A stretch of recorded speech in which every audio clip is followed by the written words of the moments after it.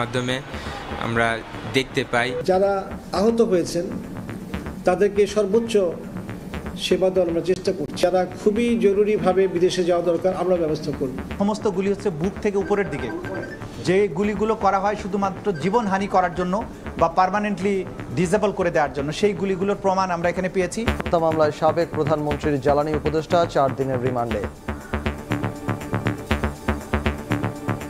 এই হত্যার পিছনে আর কারা কারা আছে এই বিষয়ে বিশদভাবে জিজ্ঞাসাবাদ করার জন্য 4 দিনের রিমান্ড মঞ্জুর করেন। 2 অভিযোগের টোটাল সাবেক প্রধানমন্ত্রী, সাবেক স্বরাষ্ট্রমন্ত্রী, সাবেক আইজিপি সহ মোট 70 জনকে আসামি করা হয়েছে। দেখছিলেন প্রধান শিরোনাম। সন্ধ্যার সময় সঙ্গে আছি আমি সজল মিত্র রিচার্ড। এবার অন্যান্য শীর্ষ সংবাদ।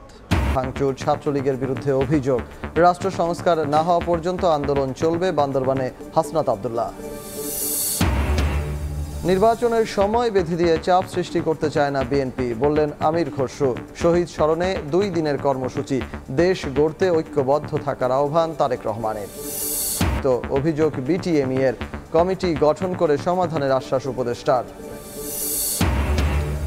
ডিসি নিয়োগ নিয়ে সচিবালয়ে হট্টগোল, নতুন 8 জেলা প্রশাসকের নিয়োগ বাতিল, 4 জেলায় রদবদল, গ্রেড বৈষম্য দূর করার দাবিতে অডিটরদের অবস্থান কর্মসূচি। এবং দুর্গাপূজার সময় ইলিশ চেয়ে বাংলাদেশ সরকারের কাছে ভারতীয় মাছ ব্যবসায়ীদের চিঠি, কুমিল্লা সীমান্ত দিয়ে পাচারের সময় 620 কেজি ইলিশ জব্দ, পলাতক জড়িতরা।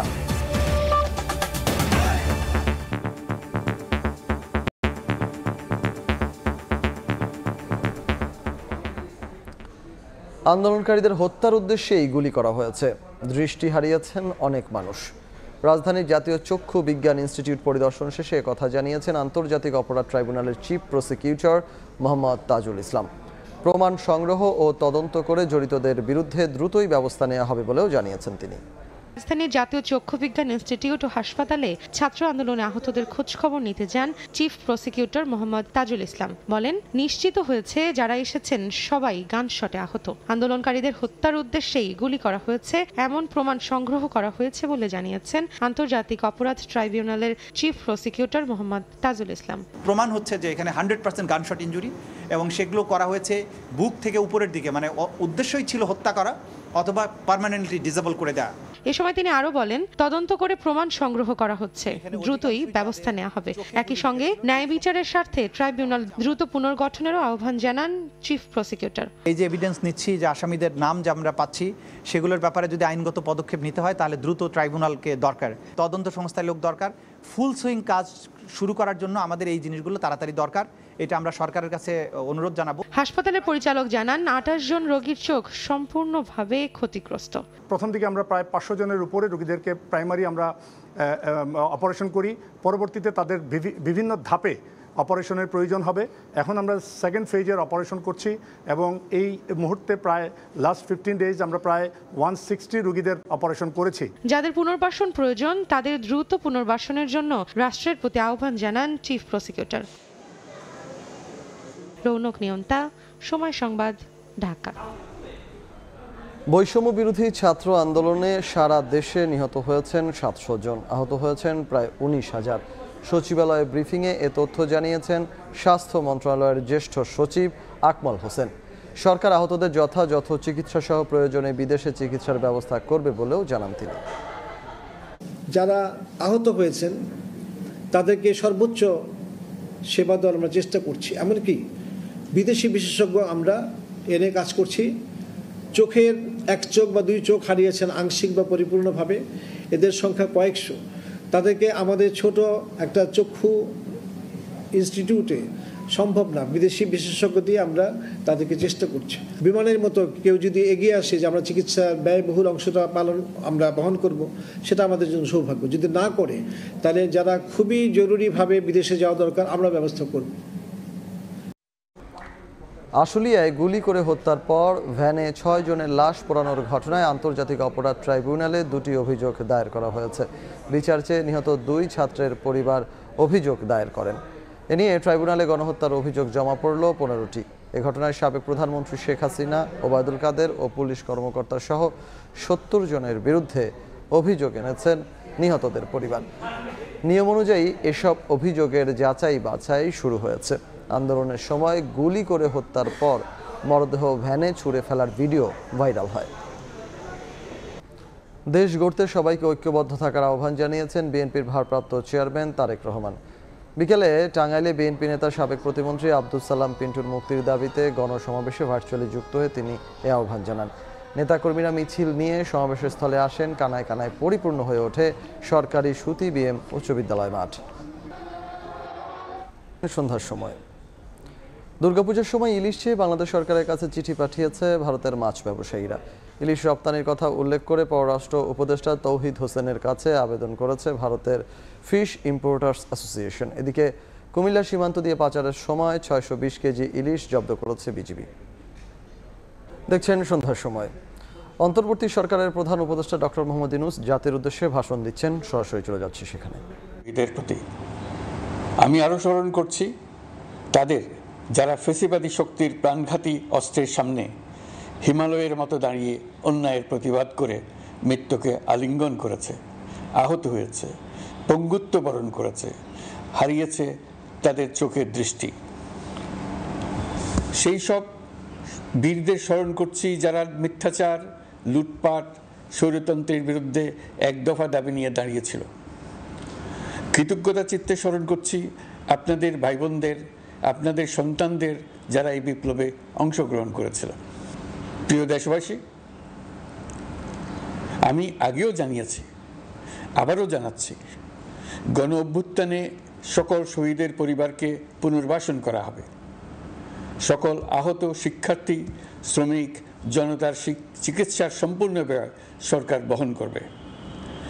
আহতদের দীর্ঘমেয়াদী এবং ব্যয়বহুল চিকিৎসা এবং শহীদদের পরিবারের দেখাশোনার জন্য স্বাস্থ্য মন্ত্রণালয়ের নেতৃত্বে একটি পূর্ণাঙ্গ তালিকা প্রস্তুত করা হয়েছে। এখন এই নতুন তথ্য পাওয়ার ভিত্তিতে এই তালিকা হালনাগাদ করা হতে থাকবে। গণ অভ্যুত্থানের শহীদদের স্মৃতি ধরে রাখতে সরকার তার যাত্রা লগ্নে জুলাই গণহত্যা স্মৃতি ফাউন্ডেশন নামে একটি ফাউন্ডেশন প্রতিষ্ঠার উদ্যোগ নেয়। এখন সেই ফাউন্ডেশন তৈরি হয়েছে। সকল শহীদ পরিবার এবং আহতদের সর্বোত্তম চিকিৎসা সহ তাদের পরিবারের সম্পূর্ণ দায়িত্ব এই ফাউন্ডেশন গ্রহণ করছে। এই ফাউন্ডেশনে দান করার জন্য দেশের সকল মানুষ এবং বিদেশে অবস্থানরত বাংলাদেশিদের আমরা আহ্বান জানাচ্ছি। গত মাসে কুমিল্লা, নোয়াখালী, সিলেট অঞ্চলে আকস্মিক বন্যা এসব এলাকার মানুষকে হতভম্ব করে দিয়েছে। এখানে বেশিরভাগ এলাকায় কোনোদিন বন্যা হয়নি। তারা বন্যা মোকাবেলা করে অভ্যস্ত নন। দেশপ্রেমিক সশস্ত্র বাহিনী তাৎক্ষণিকভাবে বন্যা আক্রান্ত সবাইকে রক্ষার জন্য এগিয়ে আসে। সেনা, নৌ এবং বিমান বাহিনী পরস্পরের সঙ্গে সমন্বয় করে একযোগে কাজে নেমে পড়ার ফলে মানুষের দুর্ভোগ কম হয়েছে। এর পরপরই এনজিও এবং সাধারণ মানুষ দেশের সকল অঞ্চল থেকে দলে দলে এগিয়ে এসছে। আমি বিশেষ করে দেশপ্রেমিক সেনাবাহিনীকে আবারও ধন্যবাদ জানাচ্ছি। দেশের সকল দুর্যোগকালে তারা সবসময় আন্তরিকভাবে এগিয়ে এসছে। বিশেষ করে বন্যা ও শান্তি শৃঙ্খলা রক্ষার কাজে তাদের সৈনিক এবং অফিসাররা দিনের পর দিন যেভাবে দায়িত্ব পালন করেছে তার কোনো তুলনা হয় না। জনজীবনে স্বস্তি ও আত্মবিশ্বাস প্রতিষ্ঠায় তাদের ভূমিকা অনন্য। বাংলাদেশ সশস্ত্র বাহিনীর সকল সদস্যকে আমি ধন্যবাদ জানাই তাদের সততা, ত্যাগ ও অসীম দেশপ্রেমের জন্য। দেশের স্বাধীনতা সংগ্রাম থেকে শুরু করে বন্যা, খরা, ঝড়, বৃষ্টি, ঘূর্ণিঝড়, সকল প্রাকৃতিক দুর্যোগে আপনারা সকলের শেষ ভরসার স্থান। দেশের প্রতিটি ক্রান্তি লগ্নে আপনারা দেশের মানুষের পাশে থেকেছেন। দেশের স্বাধীনতার পক্ষে, সার্বভৌমত্বের পক্ষে অবস্থান নিয়েছেন। দেশ গঠনে আপনারা সবার আগে এগিয়ে এসছেন। বিগত জুলাই হতে শুরু হওয়া গণ অভ্যুত্থান, বন্যা, নিরাপত্তা প্রদান, অস্ত্র উদ্ধার সহ সকল কার্যক্রমে আপনারা সফলভাবে দিনরাত কাজ করে যাচ্ছেন। সরকার ও জনগণের পক্ষ থেকে আমি আপনাদের প্রতি কৃতজ্ঞতা জানাচ্ছি। বন্যা আমাদের জনজীবনে আরেকটি দিক উন্মোচন করল। দেশের সকল জায়গায় মানুষের সক্রিয় সহানুভূতির জোয়ার উঠেছিল অবিশ্বাস্য মাত্রায়। ব্যবসায়ী অর্থবান ব্যক্তিরা যেমন তাদের অর্থ নিয়ে স্বতঃস্ফূর্তভাবে এগিয়ে এসেছিল, তেমনি দেশের বিভিন্ন প্রান্তের সাধারণ মানুষ, স্কুল কলেজ বিশ্ববিদ্যালয়ের ছেলেমেয়েরা জোয়ারের ঢলের মতো যার যার সামর্থ্য নিয়ে এগিয়ে এসছে। অনেকেই ছুটে গেছে বন্যার্তদের সহযোগিতা করার জন্য। এনজিওরা বিভিন্ন জায়গা থেকে ছুটে গেছে তাদের সহায়তা নিয়ে। তাদের কাজে অনুপ্রাণিত হয়ে আমি এনজিও নেতাদের সঙ্গে বৈঠক করেছি কিভাবে সরকার তাদের কাজের সঙ্গে সরকারের উদ্যোগকে সমন্বিত করতে পারে, সেটার কাঠামো তৈরি করে দেওয়ার জন্য। বন্যা এখন চলে গেছে, কিন্তু পুনর্বাসনের কঠিন কাজ আমাদের সামনে রয়ে গেছে। সকলের সহযোগিতায় আমরা পুনর্বাসনের কাজটি সফলভাবে সমাধান করতে চাই। আইন শৃঙ্খলা পরিস্থিতির উন্নতির জন্য আমরা দিনরাত পরিশ্রম করে যাচ্ছি। যে সমস্ত ভাই বোনেরা তাদের গত 16 বছরের বেদনা জানিয়ে তার প্রতিকার পাওয়ার জন্য আমার অফিস এবং সচিবালয়ের অফিস সমূহের সামনে প্রতিদিন ঘেরাও কর্মসূচি দিয়ে আমাদের কাজকর্ম ব্যাহত করছিলেন, তারা আমার আহ্বানে সাড়া দিয়ে ঘেরাও কর্মসূচির থেকে বিরত হয়েছেন বটে, তবে অন্যত্র আবার তারা তাদের কর্মসূচি দিয়ে যাতায়াতে ব্যাঘাত সৃষ্টি করছেন। আমি কথা দিচ্ছি, আপনাদের ন্যায্য আবেদনের কথা আমরা ভুলে যাব না। আমরা সকল অন্যায়ের প্রতিকারের জন্য প্রতিশ্রুতিবদ্ধ। আমরা আমাদের দায়িত্বকালে যথাসম্ভব সব সমস্যার সমাধানের চেষ্টা করব। আমি আবারও অনুরোধ করছি, আপনারা যাতায়াতে ব্যাঘাত সৃষ্টি থেকে বিরত থাকুন, জাতি আপনাদের প্রতি কৃতজ্ঞ থাকবে। তৈরি পোশাক, ওষুধ শিল্প, এইসব এলাকায় শ্রমিক ভাই বোনেরা তাদের অভিযোগ জানানোর জন্য ক্রমাগতভাবে এই শিল্পের কার্যক্রম পরিচালনা বন্ধ রাখতে বাধ্য করছেন। এটা আমাদের অর্থনীতিতে যে নেতিবাচক প্রভাব ফেলবে সেটা মোটেই কাম্য নয়। এমনিতেই ছাত্র শ্রমিক জনতার বিপ্লবের পর যে অর্থনীতি আমরা পেয়েছি সেটা নিয়ম নীতিবিহীন দ্রুত ক্ষীয়মান একটা অর্থনীতি। প্রাতিষ্ঠানিক কাঠামো প্রায় ধ্বংসপ্রাপ্ত, বৈদেশিক মুদ্রার রিজার্ভ তলানিতে গিয়ে ঠেকেছে। আমরা এই অর্থনীতিতে প্রাণ সঞ্চারের চেষ্টা করছি, আমাদের উদ্যোগে সাড়াও পাচ্ছি। ঠিক এই সময়ে আমাদের শিল্প কারখানাগুলো বন্ধ হয়ে যাক, অকার্যকর হয়ে যাক, এটা আমাদের অর্থনীতিতে বিরাট আঘাত পড়বে। সেটা কিছুতেই আমাদের কাম্য হতে পারে না। শ্রমিক ভাই বোনদের অনেক দুঃখ আছে, কিন্তু সেই দুঃখ প্রকাশ করতে গিয়ে আপনাদের মূল জীবিকা বন্ধ হওয়ার উপক্রম হলে সেটা ঠিক হবে না। দেশের অর্থনীতি ধ্বংসপ্রাপ্ত হলে সেটা ঠিক হবে না। শ্রমিক মালিক উভয়ের পক্ষে আলোচনা করে এইসব সমস্যার সমাধান আমরা অবশ্যই বের করব। আপনারা কারখানা খোলা রাখুন, অর্থনীতির চাকা সচল রাখুন, দেশের অর্থনীতিকে সোজা হয়ে দাঁড়াতে দিন। আমরা আপনাদের সমস্যার স্থায়ী সমাধান বের করার জন্য সর্বশক্তি প্রয়োগ করব। মালিক পক্ষের কাছে আমাদের আবেদন, আপনারা শ্রমিকদের সঙ্গে বোঝাপড়া করুন, কারখানা সচল রাখুন, অর্থনীতির দুর্বল স্বাস্থ্যকে সবল করে তুলুন। ওষুধ শিল্প এবং তৈরি পোশাক শিল্প দেশের গৌরব। এর মাধ্যমে আমাদের শ্রমিক ভাই বোনেরা তাদের কর্মকুশলতা বিশ্বকে মুগ্ধ করেছে। এর সাফল্য এখন থমকে আছে। আমরা এই দুই শিল্পকে তাদের সম্ভাব্য শীর্ষে নিয়ে যেতে চাই। দুর্বল করার তো প্রশ্নই ওঠে না। এই দুই শিল্পের কোথায় কোথায় বাধা আছে, সমস্যা আছে, সেগুলো চিহ্নিত করে তাকে বাধামুক্ত করতে চাই। আমরা বিদেশি ক্রেতাদের একত্রিত করে তাদের সহযোগিতা চাইব, যেন বাংলাদেশের এই শিল্প দুটি বিশ্বের অন্যান্য দেশের চাইতে বেশি আস্থাযোগ্য হয়ে গড়ে উঠতে পারে। সব কিছুই সম্ভব যদি আমরা শ্রমিক মালিক সম্পর্কটা একটা নির্ভরযোগ্য, আনন্দদায়ক করে গড়ে তুলতে পারি। আমাদের সরকারের প্রথম মাস কাটল, দ্বিতীয় মাস থেকে আমরা নতুন বাংলাদেশ গড়ার ভিত্তি হিসেবে নতুন শ্রমিক মালিক সম্পর্কের সূচনা করতে চাই। এটা দেশের সবার কাম্য। দেশের নতুন প্রজন্ম নির্ভয়ে যেন তাদের ভবিষ্যৎ নিয়ে এগিয়ে যেতে পারে, আমরা সেই লক্ষ্যে কাজ করছি। আমাদের দায়িত্ব অনেক। ন্যায়ভিত্তিক একটা সমাজ গড়ে তোলার জন্য একসাথে অনেকগুলো কাজ আমাদের হাত দিতে হবে। 1 জুলাই থেকে 5 আগস্ট পর্যন্ত ছাত্র জনতার গণ আন্দোলনকে দমন করতে যেসব ফৌজদারি মামলা দায়ের করা হয়েছিল, এর মধ্যে হত্যা মামলা ছাড়া বাকি প্রায় সকল মামলা প্রত্যাহার করা হয়েছে। এইসব মামলায় গ্রেফতারকৃত সকলে মুক্তি পেয়েছেন। দায়িত্ব গ্রহণের শুরুতেই অন্তর্বর্তীকালীন সরকার বিচার বিভাগের বড় সংস্কারের কাজে হাত দিয়েছে। যোগ্যতম ব্যক্তিকে প্রধান বিচারপতি নিয়োগ দেওয়াতে মানুষের মনে নতুন আশার সঞ্চার হয়েছে। আপিল বিভাগের বিচারপতি নিয়োগ, অ্যাটর্নি জেনারেল নিয়োগ এবং অন্যান্য নিয়োগগুলি অতি গুরুত্বপূর্ণ নিয়োগ, যেগুলো সবকটাই সম্পন্ন হয়েছে। সন্ত্রাস দমন আইন, ও ডিজিটাল সাইবার নিরাপত্তা আইনে দায়েরকৃত মিথ্যা হয়রানিমূলক মামলাগুলো প্রত্যাহার করা হচ্ছে।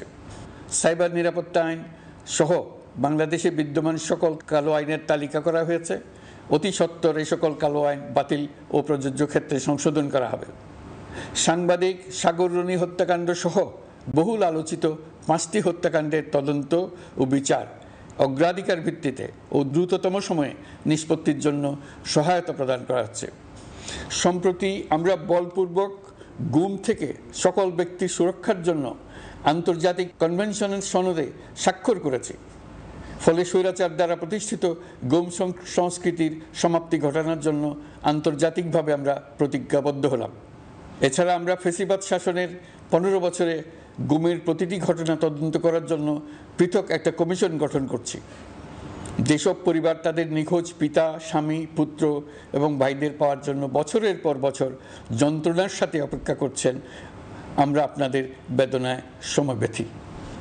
আয়নাঘরগুলো বন্ধ করে দেওয়া হয়েছে এবং সেই সাথে বের হয়ে আসছে ফ্যাসিস্ট হাসিনা সরকারের গুমের শিকার ভাই বোনদের কষ্ট ও যন্ত্রণা গাথা। আমাদের তরুণ প্রজন্মের ভবিষ্যৎ যেন উজ্জ্বল হয় সেটা নিশ্চিত করতে শিক্ষা ব্যবস্থার দিকে আমাদের পূর্ণ নজর রয়েছে। ইতিমধ্যে প্রথম শ্রেণী থেকে দ্বাদশ শ্রেণী পর্যন্ত বর্তমানের ত্রুটিপূর্ণ শিক্ষাক্রম পরিবর্তন করা হয়েছে। বই সংশোধন ও পরিমার্জনের কাজ শেষ পর্যায়ে আছে। এই সংস্কারের কাজ অব্যাহত থাকবে। বিশ্ববিদ্যালয়সমূহের উচ্চ প্রশাসনিক পদগুলো পূরণ করে শিক্ষা কার্যক্রম স্বাভাবিক করার কাজ দ্রুত গতিতে এগিয়ে চলেছে। বেসরকারি শিক্ষা প্রতিষ্ঠানগুলোর পরিচালনা বোর্ডে দখলদারিত্বের রাজনীতি বন্ধ করার ব্যবস্থাও নেওয়া হয়েছে। আপনারা নিশ্চয় লক্ষ্য করেছেন আমাদের প্রথম মাসে দেশের প্রায় সকল বিশ্ববিদ্যালয়ের উপাচার্য এবং উপাচার্য মহোদয়গণ পদত্যাগ করেছেন। উচ্চশিক্ষার ক্ষেত্রে এটা বিরাট শূন্যতার সৃষ্টি করেছে। প্রথম মাসে আমরা ক্রমাগতভাবে প্রতিটি বিশ্ববিদ্যালয়ে সবার কাছে গ্রহণযোগ্য এমন উপাচার্য এবং উপাচার্য নিয়োগ দেওয়ার কাজ শুরু করেছে। এর ফলে সকল সরকারি এবং বেসরকারি বিশ্ববিদ্যালয়গুলোতে নতুন উদ্যমে কাজ শুরু করার পরিবেশ সৃষ্টি হয়েছে। সংবাদ মাধ্যম ও মত প্রকাশের পূর্ণ স্বাধীনতা ইতিমধ্যে নিশ্চিত করা হয়েছে। আমরা সবাইকে বলে দিয়েছি আপনারা মন খুলে আমাদের সমালোচনা করুন, আমরা সবার মতামতের প্রতি শ্রদ্ধাশীল।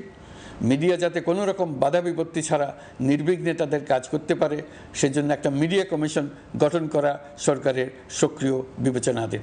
আরও যেসব কমিশন সরকার সহ অন্য সবাইকে জবাবদিহিতার আওতায় আনতে পারে আমরা তাদের পুনর্গঠন ও সংস্কারের উদ্যোগ নিয়েছি যাতে তারা আরও শক্তিশালী হয়, জনকল্যাণে কাজ করে।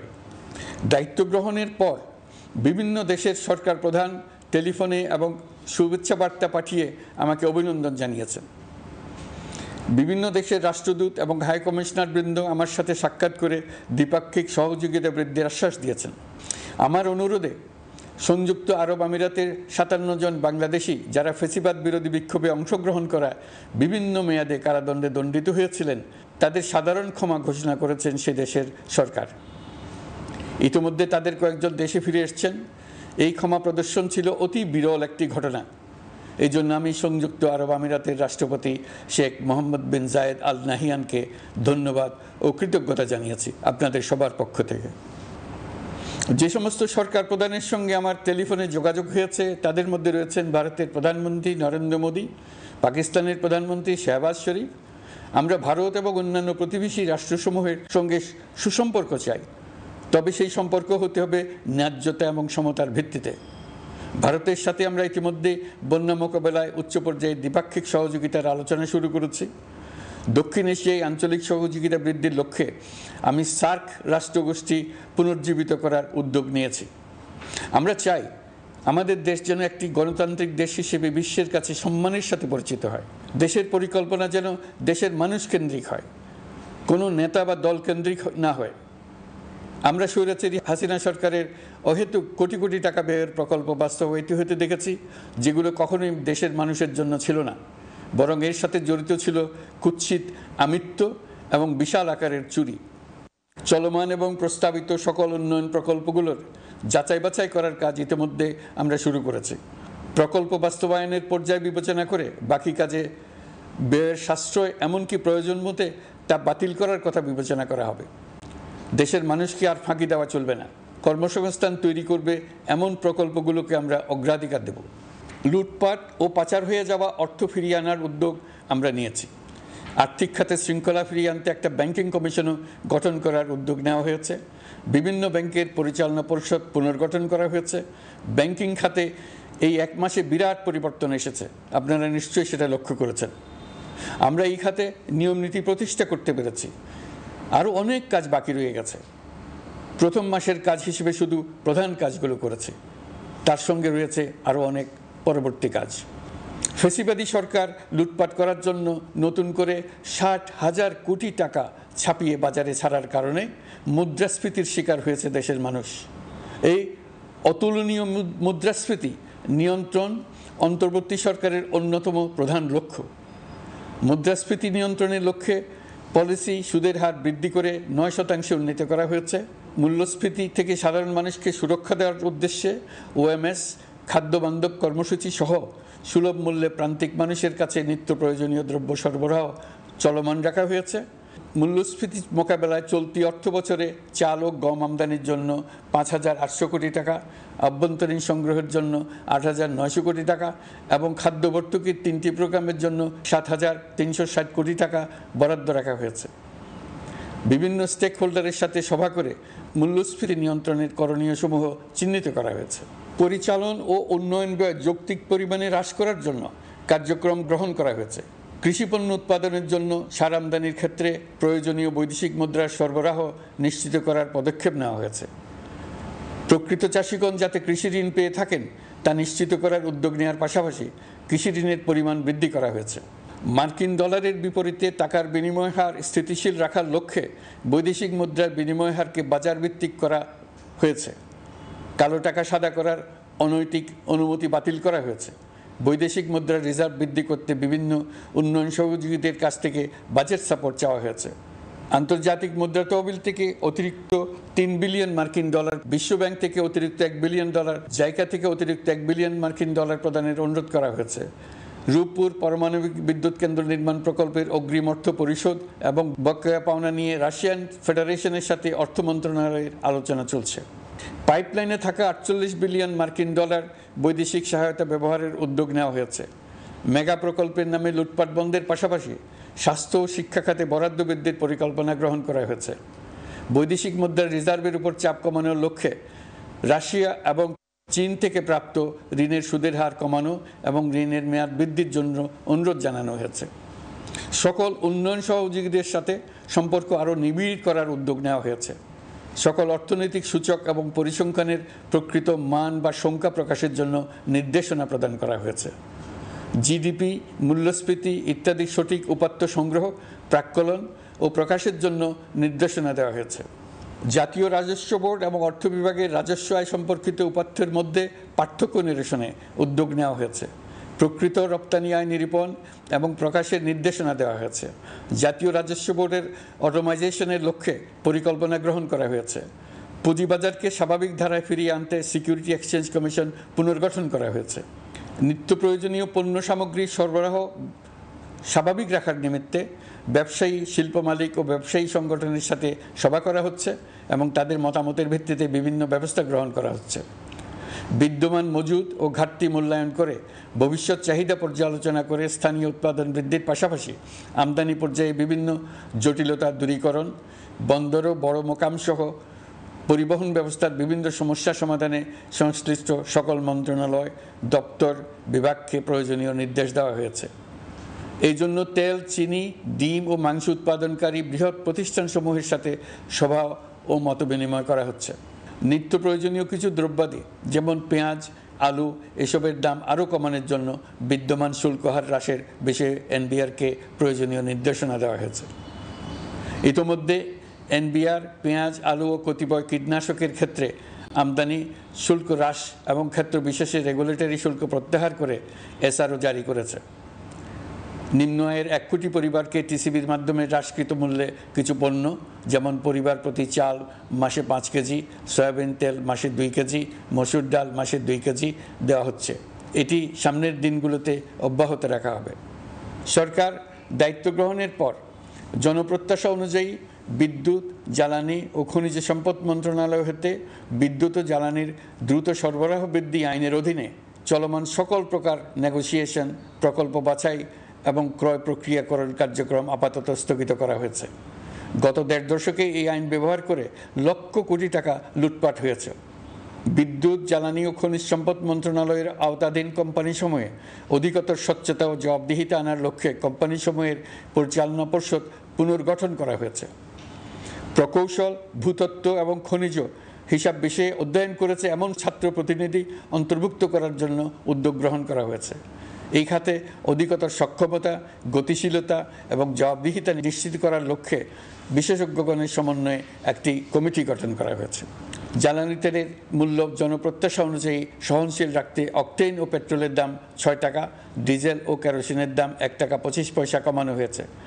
৩৭ দিন বন্ধ থাকার পর গত ২৫ আগস্ট হতে মিরপুর ১০ ও কাজীপাড়া স্টেশন ছাড়া বাকি সব স্টেশনে মেট্রো রেল পুনরায় চালু করা হয়েছে।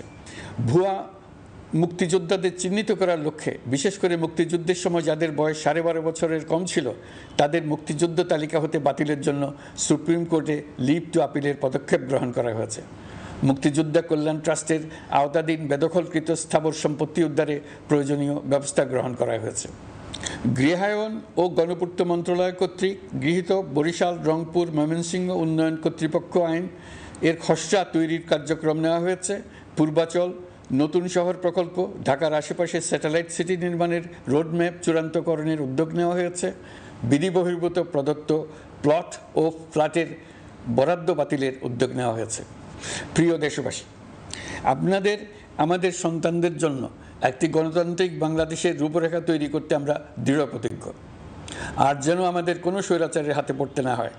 আমরা যাতে বলতে পারি আমরা একটি গণতান্ত্রিক দেশে বসবাস করি, আমরা যাতে সকলেই দাবি করতে পারি যে এই দেশটি আমাদের, আমরা সেই লক্ষ্যেই কাজ করছি। কেউ আইন নিজের হাতে তুলে নেবেন না। আইন নিজের হাতে তুলে নিয়ে কেউ সমাজে বিশৃঙ্খল পরিবেশ সৃষ্টি করলে আমরা তাকে অবশ্যই শাস্তির আওতায় নিয়ে আসব। আমরা একটি সাম্প্রদায়িক সম্প্রীতির দেশ। ধর্মীয় সম্প্রীতি বিনষ্ট হয় এমন কোনো কাজ কেউ কোনোভাবেই করবেন না। অতীতে শুধুমাত্র আওয়ামী মতাদর্শী না হওয়ার কারণে ২৮তম থেকে ৪২তম BCS পর্যন্ত BPSC কর্তৃক সুপারিশকৃত অনেক প্রার্থী নিয়োগ বঞ্চিত হয়েছেন। ৮ই আগস্ট পরবর্তী সময়ে এর মধ্যে এদের ২৫৯ জনকে নিয়োগ দেওয়া হয়েছে। মাঠ প্রশাসনকে জনবান্ধব এবং দুর্নীতিমুক্ত জবাবদিহিমূলকভাবে গড়ে তোলার জন্য সব ধরনের উদ্যোগ নেওয়া হয়েছে। সরকারি কর্মচারীদের বাধ্যতামূলকভাবে সম্পদ বিবরণী দাখিলের নির্দেশ দেওয়া হয়েছে এবং এটা প্রতি বছর তাদেরকে করতে হবে। ধ্বংস হয়ে পড়া একটা জনপ্রশাসনকে নিয়ে যাত্রা শুরু করেছি। মন্ত্রণালয়গুলোর উচ্চতম পদে যারা নিয়োজিত ছিলেন তারা অনেকে দায়িত্ব ছেড়ে চলে গেছেন কিংবা পদে থাকলেও সহকর্মীদের চাপের মুখে কাজ করতে পারছিলেন না, বাধ্য হয়ে পদত্যাগ করেছেন। আর যারা ১৬ বছরের স্বৈরাচারী শাসনের আমলে পদত্যাগে বাধ্য হয়েছিলেন কিংবা দায়িত্ববিহীন অবস্থায় একই পদে থেকে বাধ্য হয়েছেন, তাদের সবার কথা বিবেচনা নিয়ে জনপ্রশাসনকে নতুন করে দাঁড় করানোই ছিল আমাদের প্রথম মাসে কঠিনতম সময়।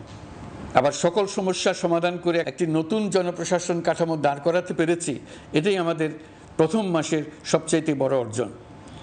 আমার বিশ্বাস এই জনপ্রশাসন জনগণের ইচ্ছা পূরণে সর্বোচ্চ অবদান রাখতে পারবে। অতি স্বল্প জনবল নিয়ে দাপ্তরিক কার্যক্রম শুরু করা হলেও প্রথম দিকে বিভিন্ন মন্ত্রণালয় ও বিভাগ থেকে পাঠানো বিবিধ প্রস্তাব দ্রুত গতিতে এবং আইনগত সমস্ত বাধ্যবাধকতা মেনে সিদ্ধান্ত নেওয়া হয়েছে। গত ১ মাসে বিভিন্ন মন্ত্রণালয় ও বিভাগ ১৯৮টি অতি গুরুত্বপূর্ণ বিষয়ে সিদ্ধান্ত নিয়েছে।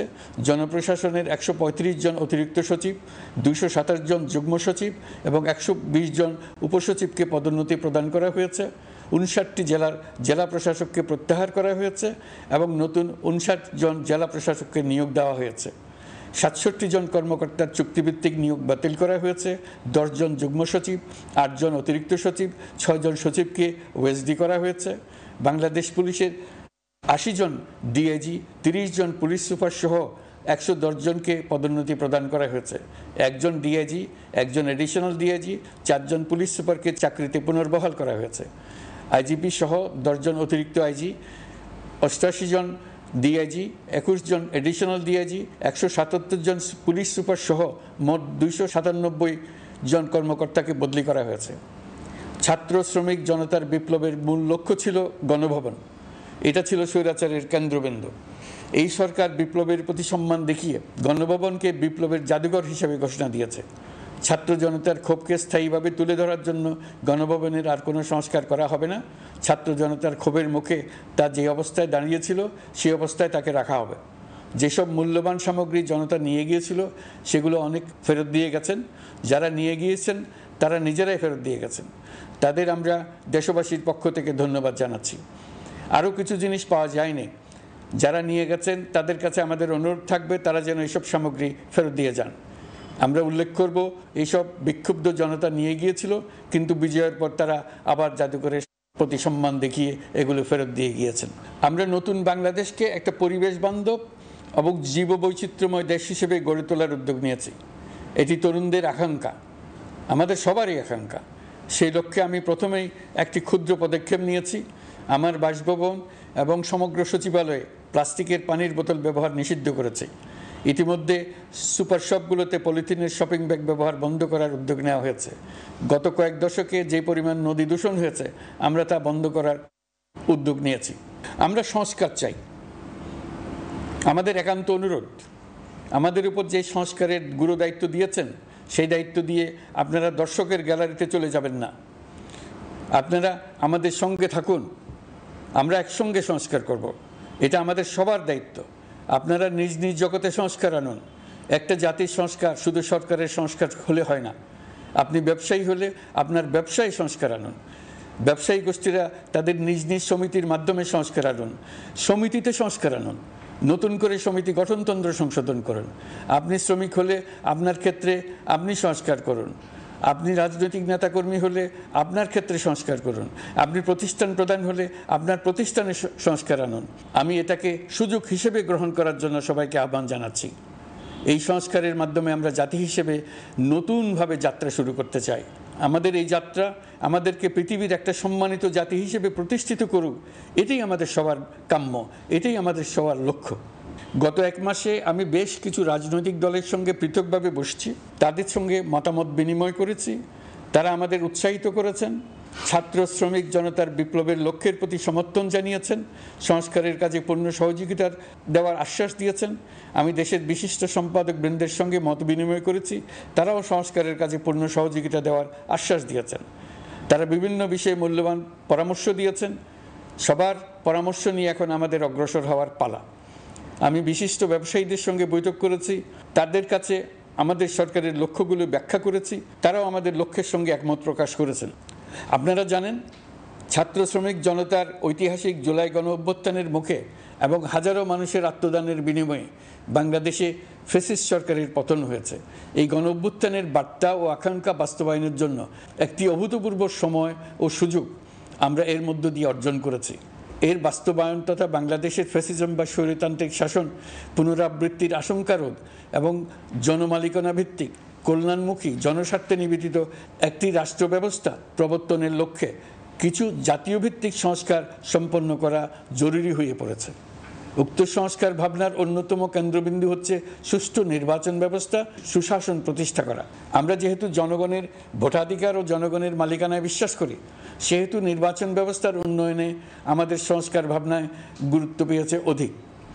আমরা মনে করি নির্বাচনের নামে সংখ্যাগরিষ্ঠতার একাধিপত্য ও দুঃশাসন মানুষের উপর চাপিয়ে দেওয়া বা এর মাধ্যমে এক ব্যক্তি বা এক পরিবার বা কোনো গোষ্ঠীর কাছে সকল ক্ষমতা কুক্ষিগত করে রাখার কোনো ক্রমেই গ্রহণযোগ্য নয়।